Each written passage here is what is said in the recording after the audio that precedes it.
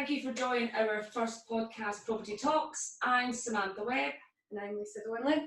And we are Property Webb, your local estate agents in West Lothian. Over the weeks and coming months, we plan to talk all things property, as well as meeting with other local business owners within our community and offering any advice on anything property related. For today though, we are joined by our marketing manager Lorraine Fraser, who is going to be interviewing us to give you the opportunity to get to know myself and Lisa a bit better. Great. So for those that don't know Property Webb, give us a bit of an introduction, how you started, who you are, how long you've been going, Sam.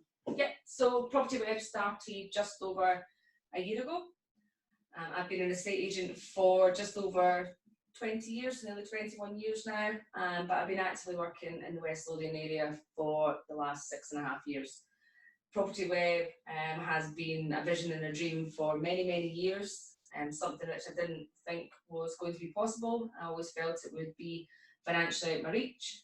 However, over the years, I've found myself in a position, that's not what I want to say. It was always put to me to run your own estate agency that you had to have £100,000 in the bank or thousands of pounds in the bank. No, I've lost it now. See, let's go. Don't worry. So basically, where were you? Because I can edit that bit out. So yeah, so it was something that you'd liked. The idea was something you liked, but you felt it was out of your reach.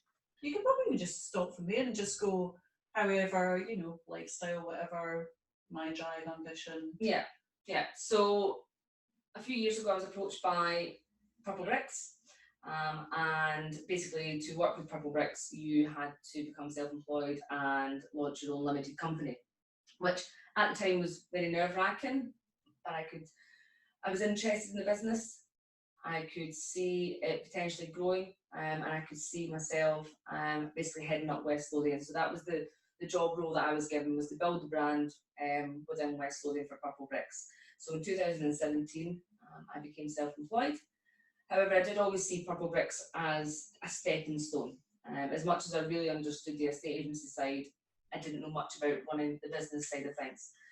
And Purple Bricks, as much as they allowed me to run my own business, they were very much involved with basically spending the big money on marketing and everything like that. So for me, it gave me an opportunity to run my own area, but I didn't have the financial implications of what it would be to actually be running my own business. Mm-hmm. Over time, you realise that maybe your ethos and the way that you think doesn't align with the company that you're working with. Purple Bricks has changed as a company over the years, and in 2020, pre-pandemic, just before we went into lockdown. Was there a pre-pandemic? I know, exactly. Just before we went into lockdown, I was actually promoted. So I was promoted to what we probably called as an area manager to manage Central Scotland and run a team. Which, when I think back, it probably was a blessing in disguise. My job at that time was to motivate the team, keep them invested in their customers and listing properties. But I wasn't initially having to do virtual valuations.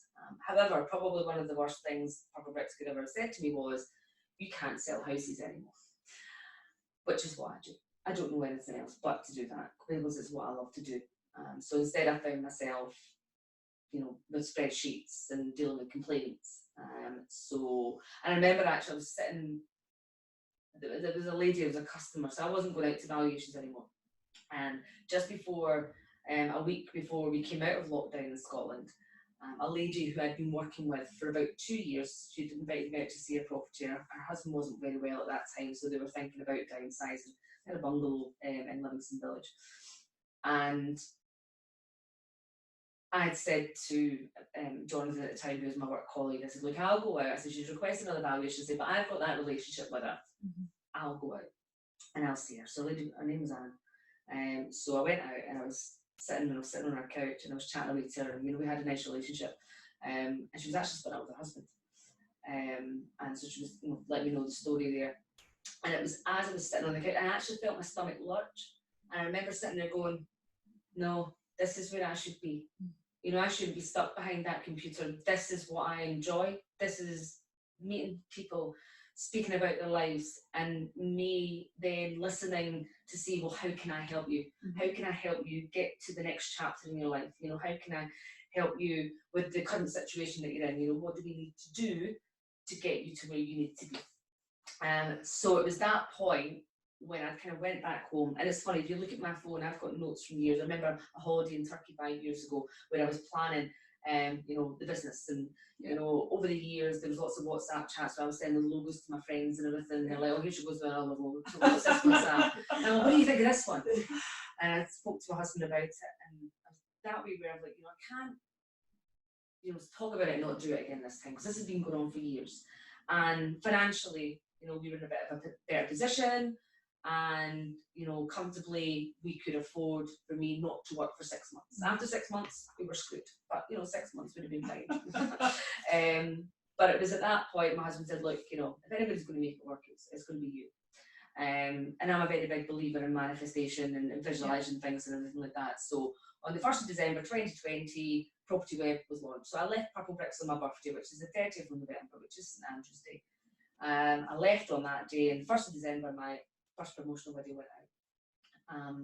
And I didn't really get a big response to it. And I loved that video. I watched that video hundreds and hundreds of times. I remember when Ben first brought the video to me, I had goosebumps and I had shivers, and, you know, my husband would be up in his bed like, well, you turned bloody volume down that video, you know, because it was just, it was constant. But, and it's still watched now, and I think people actually thought that was me in the video, and I will say it's not me in the video. Oh, funny enough, even I thought it was you. Very long extensions, but it's not me. It's a very good lookalike.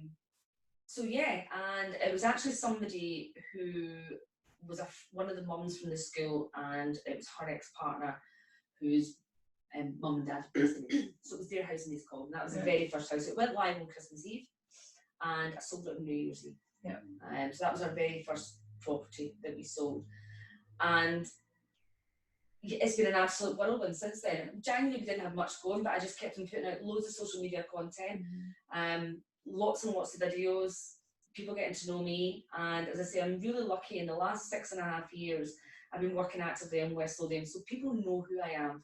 It was never a case of, go and sell your house with Purple Bricks. It was like, go and speak to Sam, she'll sell your house for you. Go and speak to Sam, she'll help you out.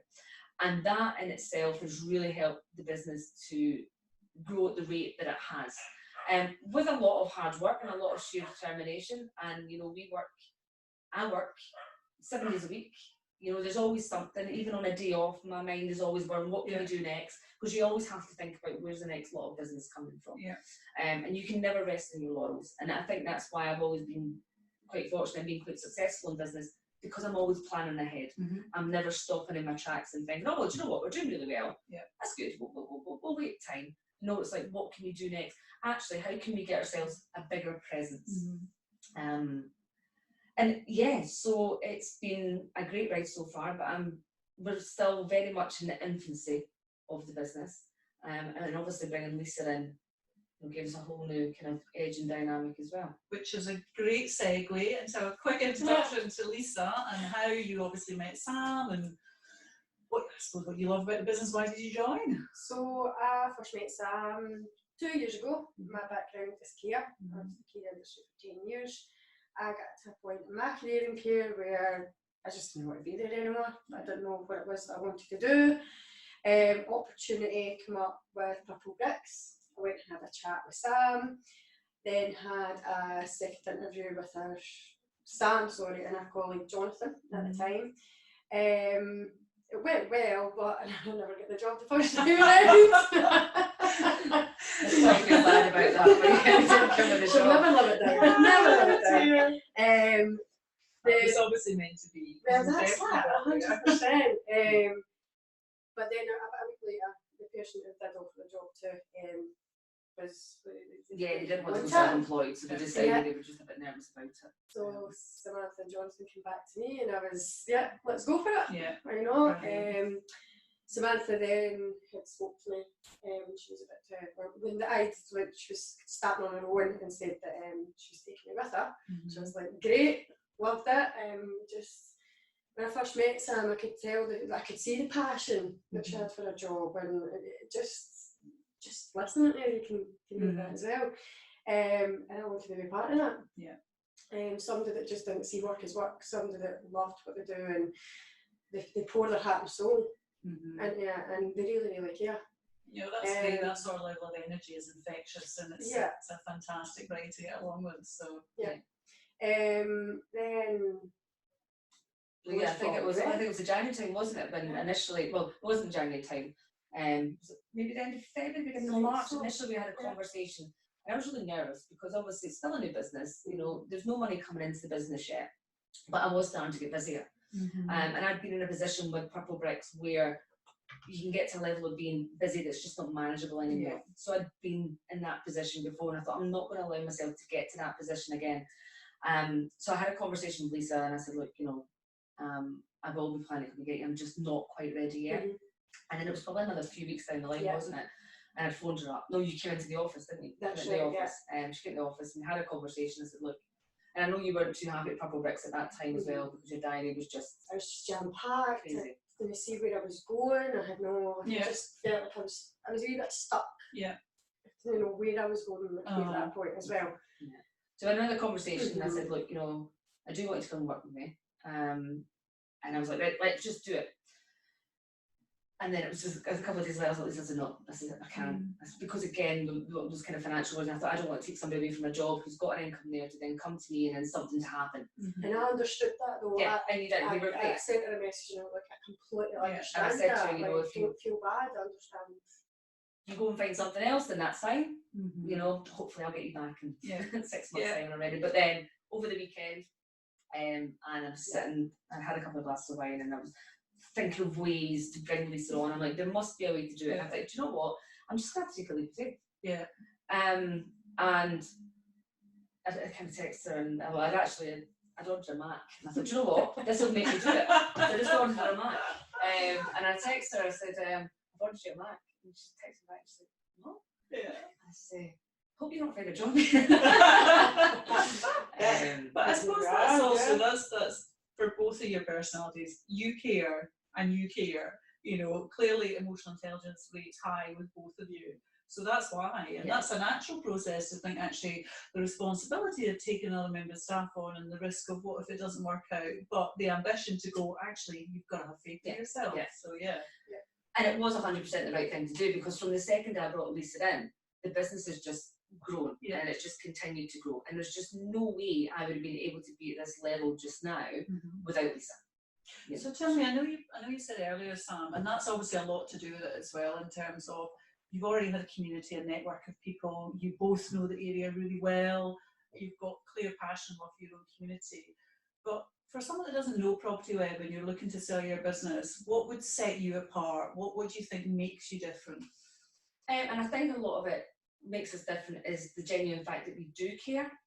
You know, there are a lot of good estate agents out there, but there's also a lot of bad estate agents out there. And you know, for myself, working within this industry for many, many years, we've always been able to set ourselves apart because of the care and attention that we give to our sellers. Now, we're not perfect. There are times when we'll make mistakes, but it's then how we resolve that and how we take ownership of that. And we always, if I am wrong, I will hold my hands up and I'll be the first to say, I'm really sorry, it's my fault.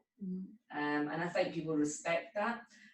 Doesn't happen often, but I will take ownership if it does happen. But I think for myself, you know, I'm very much a process person. I do things set ways, and I always think if you follow a certain process, the end result is always a lot smoother than somebody who's here, there in the room, erratic in how they work. So I always follow set processes. I also know this job like the back of my hand. Every day is different. And people will throw things at you. So this job isn't just about taking a few pictures and stick it on Rightmove. Okay, you have to be a marketing planner. So you need to understand the property, understand who your target market is, so you can do the right marketing to target that market. You also need to be a problem solver, because there's things that happen all the time where other people drop the ball and you need to pick that up, and you need to be thinking of ways, right, okay, this has happened. What can we do to start moving this journey on again? What's the best route for us to do it? And that happens, especially a lot at the moment. We're doing a lot of problem solving at the moment. But again, you know, we don't just see our jobs as, getting an offer, negotiating it, and then it's job done. To me, my job's not done until that buyer is standing with their keys in their hands. And I say it all the time. I say it when I'm out on market appraisals. When somebody's saying to me, Sam, I want you to sell my home, then I'm there from start to finish. I'm 100% invested in selling your home, and I won't rest until I've sold your home and I've got you the best price, and I've got you the best return on your investment, and not only the best return, but I've got you the best buyer that's going to get you to that end result. And because all of that is a factor as well. And I know there is not many estate agents who think like that. For them, their job is, okay, right, well, we've sold it, we've done our job. Yeah, I think as well, and as a complete outsider, feedback that I have from my own past experiences, from friends, from family, you can be sold on we'll give you this offer in terms of commission, we're going to do everything, you're going to have the best marketing, the best videos, best this, yada, yada, yada. What did the customer say about my house, my flat? What was the feedback? Oh, we've not got hold of them yet. What happened here? Oh, we've not got hold of them, we haven't seen. You've had multiple viewers through the door in the first few weeks, and then it just goes downhill. So if I were a customer come to you and say, well, what would you guys do that's different for me? How do you deal with that? Yeah, and I think one of the key things for us is the fact that we do all the viewings. Yeah. Because I'm a firm believer that you're paying us to sell your house. We can only sell your house if we're actually in that house with that buyer and we're selling it to them. And I know a lot of sellers would think, well, actually, I know my house because I live here. Very different way of selling from somebody who is. So my job is to show all the positive features and all the benefits to that buyer as to why they want to buy that house. Okay, sellers can't do that. That's the reality of it. They'll point out the negative things without realising it, because they're not in tune with that buyer. So our job is to be in tune with that buyer and understand what their needs are. And also when you're doing viewings, it's not just about being a door open. You have to know everything about the property. So before you go out, you look at the home report. What's the comments on the home report? What's the council tax band, and what's the factor fees? Yeah, how old's the boiler? Has it been serviced? And they all might sound like really mundane things, but these are all the things that the buyers want to know. Absolutely. Is the loft floor? Does it have a ramsar? What way is the garden facing? And what's the position of the actual set? And we hear too many times, because we do the viewings, we hear feedback from buyers all the time saying, oh, well, I turned up and this person was too busy outside on the phone and just told me to go inside. And my heart, it's like somebody stuck a knife in my heart when I do that. I mean, oh my God, really? That's horrendous. Because they're probably being paid thousands of pounds commission to sell this house, but they're not selling it. Or likewise, they don't know where the boiler is, or don't know the position of that, or we'll get back to you. You should know that information. But then also as well, when they do come back, we always give initial feedback. So once we've finished viewings, Lisa, all right, phone up, we'll give them that initial feedback. How do all the viewings went? Yeah. And we always say it's initial feedback, because sometimes people can be so positive on a viewing, but then they might go away and go, do you know what, that's not really worked to us. So we'll say that to our clients. Look, they were really interested, but we're going to follow up on tomorrow. So 24 hours later, we will follow up again. Right, if I've time to think about it, where are you at now? And majority of the time, especially in the market being where it is, there's a lot of people who are interested in properties right now. Or you'll get the notes of interest of the offers coming through. So we always follow up on feedback. But also as well, if we can't get them, we will tell the seller. Because the one key thing, and the bugbear for the majority of people, and this is sellers and buyers, is communication. Absolutely, yeah.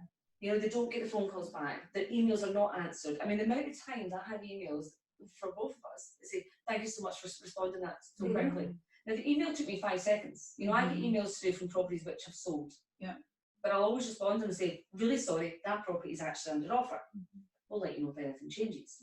Thanks so much for getting back to me. And that's all it is. It's a quick email. But the amount of people who don't respond to those emails, don't respond to those calls, I'm always looking for the next opportunity. I'll tell you, if that sale falls through, well, we've actually got a few people who inquired about a property that is under offer, and we can go back to them and we can speak to them and say, are you still looking? You've been interested in that property before, it's fallen through. So, we're always thinking and planning ahead. So I do think that definitely sets us apart from our competition. And I say competition, I don't see people as other competitions. We're in our own lane doing our job, to the best of our abilities. I'm competitive with me. That's who I'm competitive with.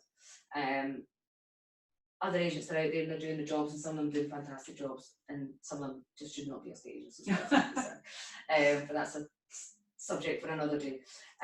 But yeah, on the whole, certainly I think, you know, if you come to Property Web, you will have a sense that we genuinely do care, that we do listen, and everything that we do in our working day is to help you in your moving journey. And I think that that's something that's coming across really clear, is that genuine, authentic passion for people, for what you do, and for communication. And also what I'm taking from this is relationships. They're really important to you. And it seems that you have those relationships with your sellers and with your buyers. So you've got that lovely virtuous circle running through. Is that something you'd agree with? Yeah, 100%. And I think when I first started this, I remember years ago, and it was when I first came back up from London, and I was working in Edinburgh, and it was a new company that started up. I won't say who it was, but they're still going now. But at the time, they were all over the place. There was marketing everywhere. And they're really expensive. They are still quite expensive now. But they were a one-hit wonder. They just want, not one hit wonder, but one hit. They just wanted that business there and then. And they weren't thinking about the long-term benefits of customer service, which is such a simple and basic thing. Or anything that you do in your life, in any job that you do. And again, as a human, it's a mutual respect thing, you know, and giving that customer service, or being polite. My grandma raised me. Well, my grandma didn't raise me, but you know, she taught me good manners. Taught you good manners, yeah, okay, yeah. Absolutely. And I've always kind of conducted myself that way. But for me, this business is about relationships. It's not me just walking into an appointment and going, yeah, I'll sell your house. I'll sell it. And then that's, yeah, I sold it, it's fine. But actually, the way that I made you feel, they didn't like. Because, you know, you came in, you sold their house and they got a nice price for it. But actually, they didn't like the way that you sell that house. So they're not going to recommend you. And actually, their sister's going to be selling, I'm not interested. We're not using them, we're going to go to somebody else. So for me, it is about how you make a person feel, because they'll remember you. They'll remember how you made them feel. And I get a lot of repeat business. A lot of my business is recommendations and referrals. So I've got one family, and I think I've sold to the mum and dad. I sold the mum and dad's house. I've sold their two daughters' houses. I sold the granny's house, and I've just recently sold the niece's boyfriend's property. I love it. So it's great, because it's nothing better than somebody says to you, go speak to Sam, she'll sell your house for you. Yeah. You know, we had a situation here last week and it was somebody who I didn't even sell their house, but they were coming to me because somebody recommended me, and they were on the house with another agent, and they got me up to see the house, and I said, look, this is what I'd advise you to do with marketing. Maybe do this on the price, and had a whole good discussion. And she was going to leave the agency, but just before she left, they got an offer. And I was saying to Lisa the other day, I remember he phoned me. I was in my garden, and I was actually a little bit hungover. And it was a beautiful sunshine day. And he said, look, Sam, we've got this offer. It's a bit lower than what do you think we should do? And I spoke to him about it. I said, look, you know, go back to the agent. This is what you should say. And we discussed it all. And that was that. Never heard from him again. I seen the house went under offer, and actually it was somebody who viewed a property with us who ended up buying it. Right. And even the person who ended up buying that house had said if she was ever selling that house, that she would come to me because of how we were on the view. But then last week we had somebody walk in, and they said, I'm looking for Samantha. And I went, that's me. How can I help? He says, I want you to sell my house. I went, right, okay. And it was the couple who had now moved to Spain, because that was always their plan. Right. And they were following them. They were going to be following them to Spain. And it was because of that conversation. Yeah. So this is why it's all religion. This is why I'm always open to helping people, because you never know where it's going to end up. You know, you never know further down the line. And just because you've helped somebody, they might go, do you know what, that person helped me that time. You know, I've got somebody, I'm going to be getting her flat to sell whenever it's ready. Now, she didn't sell for me again. I did an initial relation with Purple Bricks at the time. And she then bought a property, and she sold her house privately. But I helped her sell her house privately. Now, I didn't get anything for it. Yeah. At that time. But now, because of that, she's got a flat to sell. And she said, you know, that's my repayment to you for that help that you gave at the time. Because I mean, I helped with the home report and everything like that as well. So I think it's what you put out there, you get back. Yeah. And also, we were talking about this earlier on the other day, but it's interesting how the two of you kind of got together, because clearly you both rate really high in emotional intelligence, and your caring background as well, and those, as I said earlier, those sort of soft skills, which are actually not soft skills. A lot of people don't have them, And it's interesting, business moves so fast nowadays. Actually, there is a real gravity towards, or moving back towards, individual customer care and that right experience. So I think you sort of primed up for that. In terms of how you're reacting to your customers just now, because it's busy and there's a shortage of properties on the market and demand is high, how are you both dealing with that? Probably starting with Lisa first of all, in terms of You're picking a me. no, not at all. So how am I dealing with what? So you know, there's a like lot of frustrations customers, and there's the frustrations, stress. demand is I high. think you really got to sympathise with them because we know ourselves that there's a shortage and we understand that it's difficult. Yeah. We'll do it, we can't help Yeah. who we can. And it's just empathising Yeah. with them and being patient. I mean, I never ever want, like, there has been times where we had a bit of kickback the last week because some of the properties have had an overwhelming response. At no point have we, like, what am I trying to say? Retaliated in a way that would make somebody feel, although it makes us feel horrible. Yeah. Because we know we're doing everything we can, Yeah. but we've never ever retaliated in a way that would make that person feel. So that's that sort of bad. genuine care for your customer. And I think it's trying to educate people as well and make them understand, you know, like, we're really sorry, but we have had such a high level of demand in this property. There comes a point when, you know, you have to stop capacity. I mean, I think there was one particular property, I mean, I was at it, I mean, I ended up working all weekend, I worked Sunday, you know, which meant me sacrificing time with my family to go and fulfil these viewings. But we never want to miss an opportunity, and we do want people to have the opportunity to view a property. So, you know, sometimes at the detriment of our own personal life, we're having to sacrifice that. And, you know, that's fine for now. It is busy. It won't happen all the time because we've got a level of care to ourselves. Myself, I've got a level of care to Lisa in terms of, you know, physical and mental health, because you can't work 24 hours a day, 7 days a week, because it doesn't help, it's not productive. And you actually end up giving less than if you're actually, you know, fit and well and healthy and got a good clear mind, you will give more. But it is really busy at the moment. And what I would say to people is, you know, we will do all that we can to get you in to see a property. And if you can't, we'll find you something else. Yeah, I mean, the market is tough just now, and I do sympathise with buyers. We always say to people, you know, jump on our Facebook page. We always do the coming soon and the sneak previews. You will see the properties first. So if you're on that page, you know, and you're being proactive, and you're serious about a property, message us. We'll message you straight back, and you'll be first in the queue to get the property. Yeah, we can't guarantee you're going to get it, but you know, you'll do it. You know, and again, evening views will be coming back. Again, we're not doing late evening views at the moment. One, because it's a safety issue. It's also pitch black, so you can't see the garden or anything like that. So I won't do them in the evenings. There's a certain time that we get up to, and then we don't. So the evening views will be coming back. So that will help the die-ins again. But also as well, we're not going to work 24 hours a day, 7 days a week. No, I do agree with what you're saying, and I think there's a great awareness across all sectors now, though, about mental health, both for the employees, but also what you're giving out for your clients.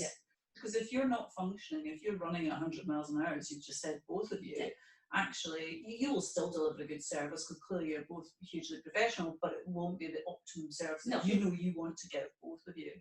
And I think I learned that when I was with Purple Bricks, we were 7 days a week, you know, and I sacrificed a lot with my family. I mean, and just before lockdown, I mean, my wee boy is 7 now, so he'd been, 5 at the time. And he said to me, "Mummy, why are you always working?" And I thought, it does, and so that's the mum guilt that comes in, and I thought, oh. So actually it took a lot for me to come back and make the decision about actually, you know, running my own business, because I knew again that my time was going to be compromised. You know, here, however, you know, I have gone into this with a much clearer mindset. So that's why we don't start till 9:30 in the morning. And one of the reasons for that is because I've got a little boy who I get up for school in the morning. He has his breakfast. You know, he gets taken to school. I mean, my husband takes him to school, but that gives me a chance to get ready. Because I'm sitting doing Sam's having a bath, doing her nails. There's always time, but I remember being really frantic when, you know, I've got a little daughter. They're rushing to get into the office for 9 o'clock. And then you have to go through the traffic and everything like that. So it was just like crazy. And then it's, again, when you're rushing back at 5 o'clock and it's peak time traffic, and then you've got schools and clubs and, you know, making dinner and everything. Whereas, you know, we do kind of shut off about 4:30. Yeah. There are times I will leave the office to go and pick my son up at 3:00 because, again, one of the benefits of running my own company is I can make those decisions. Absolutely. I need to ask somebody to go and pick my son Yeah. up, and that's important to me to be able to do that, and it's important to him. And there are times where I'm having to shuffle it about because, again, it's still a new business. I am a new business owner.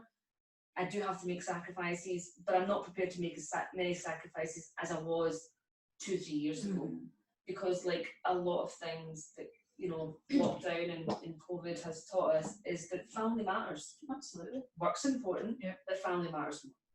And also, I would suggest, without even realising, if you're turning up at, say you were starting at 9 or 8:30 or something, you had a first morning viewing, and you've had to do the school run and the washing and the dog, You're already. the traffic's bad, the trains have broken down, you're already frazzled, as you've said, that energy will absolutely be passed out to a potential buyer without even realising, who may feel I'm rushed or, whatever it may be, and not spend time on the property. So it does all have a knock-on effect as well to you and also to your clients.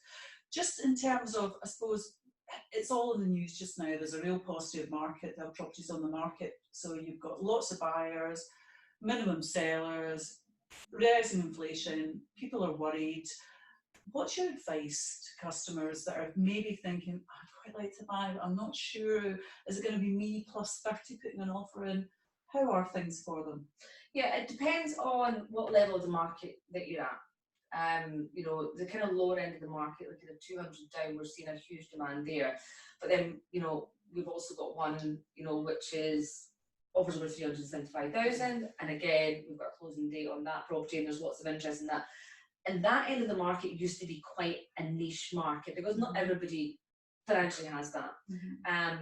But the way the market is just now, because you've got all of these accidental buyers in the market who shouldn't be in the market just now, but because of lockdown and COVID, we've got people who no longer have to be in work 5 days a week in Edinburgh, Glasgow. So they're thinking, West Lothian's a good option because it's a commuter town, we've got easy access, and we don't have to spend, because it's really expensive to live in Glasgow, Edinburgh, and buying these properties. Actually, we can get more value for our money in West Lothian. So you've got those buyers, and then you've got the buyers who have had babies during lockdown, so they need more space. You've got people who were in flats, but now they want a garden. You've got first-time buyers who've been able to save up a bit more money during lockdown by staying with mum and dad, whatever it may be. So again, you've got all these new buyers, and so across the board at the moment, there is high demand across the board. It's about never giving up.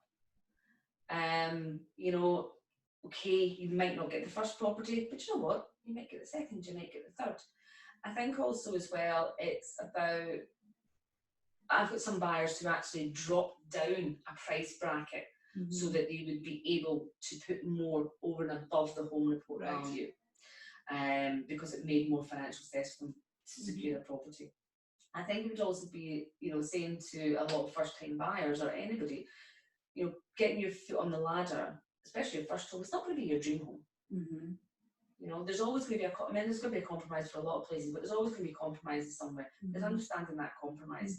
So if you're a first-time buyer, don't expect to go in and think everything is going to be amazing about this property and it's your dream home, because likely it's probably not. But what you need to do is have that foresight to go, well, actually, this is going to work for me just now. In 2-3 years' time, then I can take that next step up the ladder. And it's a building process. I think everybody at the moment wants everything amazing now. It just doesn't work like that. So I suppose you girls also see your role almost as managing expectations in some regards as well. 100%. Realistic.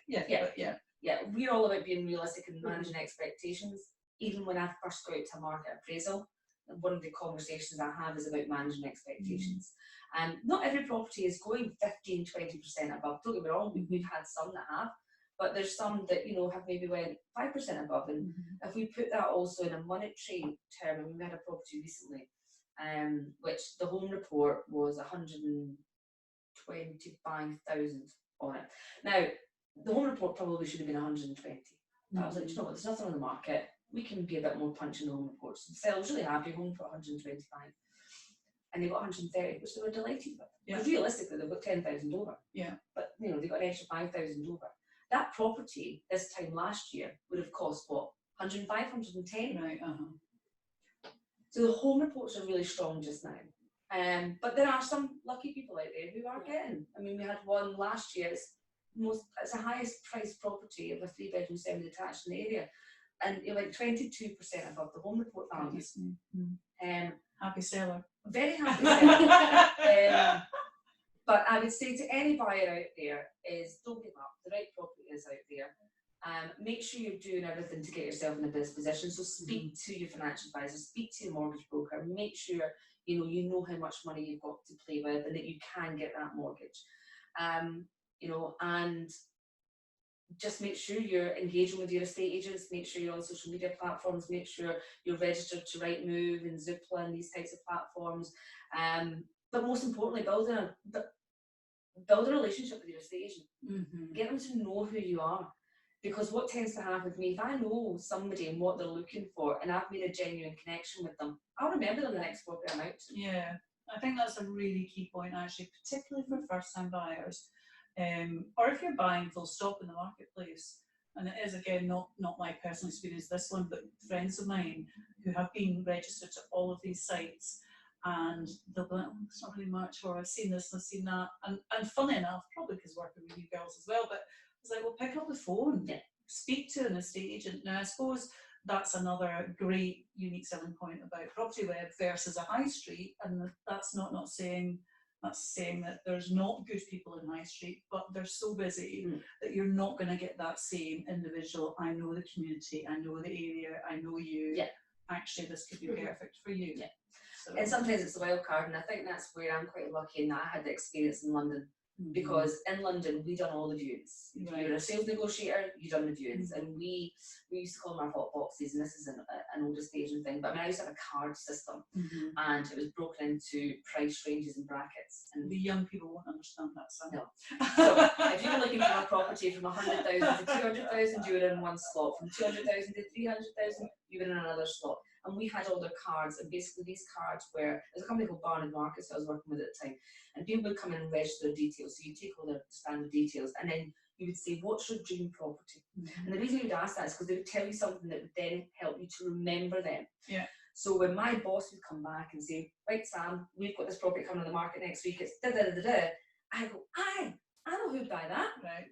So, then we used to go through and we used to phone round people, and there'd be times when I had this couple, they were a South African couple, and they loved everything contemporary, but they wanted something that, was really traditional on the outside and was very aesthetically pleasing on the outside. That didn't exist in their budget. Okay, it just wasn't possible. And I came across this house one time, and it was the ugliest looking house from the outside. Opened that door, and it was amazing because they'd extended out, bifold doors, double height ceiling, and it was immaculate. And I phoned them up and I said, look, please come and see it. I know it's a wild card, but come and see it. And they were like, I don't like this street. I said, look, just come and see it. So they did. And the second they walked, I remember looking at their faces and the big smile in their faces, and I went, yes, I did it. And they did, they put it on and they loved it. But in Scotland, that's not something, they did get it, But in Scotland, that's not something we did. So when I came back up, so it's mainly solicitors who used to sell properties in Scotland. So they would put an ESPC and then sit back in their room. And it's only really estate agents, maybe over the last 10 years or something, where estate agents have becoming more and more within the Scottish market.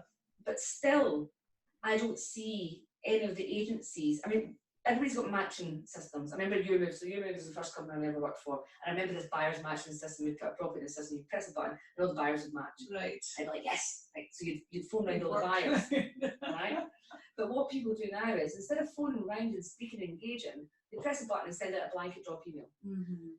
They're not interested in a blanket drop email, especially if it's not something that they've initially requested. It's slightly outside. They're not prepared until you've got that relationship and pick up the phone and say, look, I know that's not the area you're looking for. I know you were looking for this, and you were looking for that 3-bed. This is a 2-bed, but it's got this big room, and actually you were saying it was an office. Why didn't you come in office? And I've got loads of stories like that. The bungalow is going to closing today. The lady who unfortunately did miss out on it, but we really had to go all out to sell this bungalow, and because the person, our seller, was buying from somebody else who's about to pull from them unless they had an offer that week. And I was like, we need to get an offer this week. And I had a lady who I was showing another property, and it was in Taylor Green at the time. I thought, I'm just going to take the keys to the bungalow, just in case I can talk around into seeing this. So as we were walking around, I could see this property wasn't working for her, and I said, look, what's your key thing? She said, well, I've got a big grand piano. She says, I'm looking for a space to do that. I said, have you seen the bungalow that we've got just down the road? Ah, yeah. She said, I said, why did you dismiss it? She said, the bungalow's really small. And I went, oh, no, it's not. And I said, and I've got the perfect spot for your grand piano. Yeah. Now, I'd already phoned the seller and said to her, look, we might come down for a viewing, so just make yourself scarce this afternoon. And we did. We went down. She fell in love with it. Absolutely loved it. Came back with a second viewing for her husband. Somebody else also viewed that weekend, fell in love with it. We had a closing date. She missed out on it. I mean, that's a different story. But it's about, you know, knowing who your buyer is and thinking outside your box. And that's why we're all about buyers engaging with us and speaking to us, because we want to know who the buyers are out there.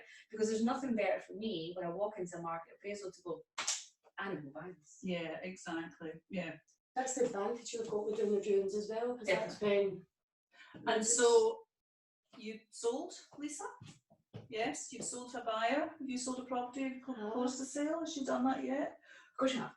Yeah, I know she's okay, we can enter that bit last second. So I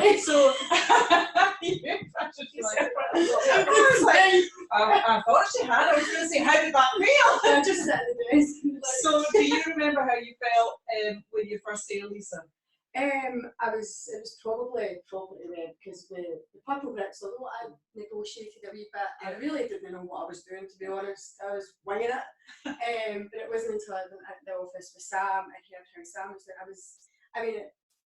The feeling was just like, I can't describe the feeling. It's amazing, honestly. It's just like, for people who I've done Lisa that. Smiling. I was nervous because I didn't know what it makes it up. Yeah. Like, I've got this thing of perfectionism, like I always aim to be perfect, and that just doesn't exist. So I was really nervous about messing it up. But when once it was done, I was like, I can't describe it, honestly. It's what a feeling. Well, I don't know. I suppose I'm thinking then the fact that you're so process driven, Sam, will have really helped you, because perfection, there is no such thing. Nobody anywhere is. But it's great to have goals, and it's absolutely right to have targets. But to have that journey is probably and understand the steps to take is actually the best way to go. So, and I think I always say, you know, this is still a continuous journey. You know, for me, you learn every single day. Yeah. Every day is a school day. Yeah. You know, I do not sit here thinking I know absolutely everything, because I don't. There'll be something else that come up. Oh, I didn't know that. I mean, even now being in the new office and having green shoots in the background there's so much more that I've learned about mortgages, which I didn't understand before. So, you know, it's constantly learning and constantly understanding. I'm learning with Lisa as well as we continue on. But it's great because Lisa's, you know, in an environment now where she can say to me, right, Sam, you know, and we'll prepare ourselves sometimes for offers. I mean, we're quite lucky in this market, you know, there's not too much negotiation going on because everything's really selling. We're getting closing dates and good offers are coming in, so there's not too much, but there are still occasions where we do have to manage expectations. So it's how we explain that to the seller in a way that they can understand. And also, you know, we don't want to be upsetting them other way, but there are sometimes unrealistic expectations in this market because everybody's saying you're going to get thousands of pounds above your home report value, and that just doesn't happen for every property. So again, it's about managing those expectations, and it's Lisa's, you know, learning that side of things as well. Because I think with Purple Bricks, and Lisa was just it was a computer system, and she was just constantly doing the viewings, and it was just a regular turn.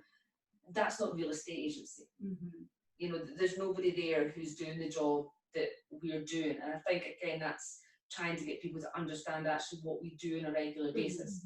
You know, it's not just us, as I say, taking a few pictures, sticking it on Rightmove, and then waiting for everybody to come to us and do a handful of viewings and go, well, we sold that property. There's so much more involved in it on a working day. And again, that's probably why I love it so much, because every single day is different. There's no 2 days that are the same. Well, just you touched on earlier about the office. So for those obviously on the podcast won't be able to see the office if they've not been in, but it's in Glasgow Road in Bathgate. Beautiful big office, lovely bright space. This isn't just an estate agent office. So give me your background behind the office. Yeah, so this office, no way did I think I'd be sitting in an office like this. You know, this happened in September, so we were 9 months into the business. And it really was a chance conversation with Donna, who heads up Green Shoots. And it was a comment that was made. And we worked in the same service offices. And I'd said, one day, maybe we should get an office. Mortgages and estate agents go hand in hand. And that was it. And we were looking at different premises, but then I was like, do you know what? I'm running before I can walk. Just take a step back. Let's continue to grow. And then probably about a month after, Donna had messaged me and said, oh, I've seen these premises. She said, I've got a key, why don't you go and take a look? And I thought, oh God, this is trouble. So I went up and it was a completely empty office, very sterile, the kind of hardware, and I was like, oh, right, okay. But great space, and I could visualise the space. And I thought, you know, this will really work. It's not right in the central, because I didn't want that, because I didn't want us, you know, to have to find ourselves to be in that working environment from, you know, 9 till 6 and have lots of footfall. I wasn't looking for that. I was looking for a space where people could feel comfortable coming into our offices to collect keys. We could make it a fun and exciting process. You know, people want to come in and speak to us. There's a nice place to welcome them in. But also, and this is going forward, is a place where we want to host events. Mm-hmm. So it's very important that I got a space to host events. And that comes back to, you know, the local community and being involved with the local community and helping the local community. I mean, even just at Christmas Day, we were able to host one of our first events, which was the Santa's Grotto. So again, one of the things that, you know, I'm very passionate about doing is helping others, really. So I used to be a driver for Contact the Elderly. I used to drive the ladies to the tea parties. During COVID, I used to do the shopping for the elderly. I've got a real affiliation for older people. I love older people. I don't know why, but I do.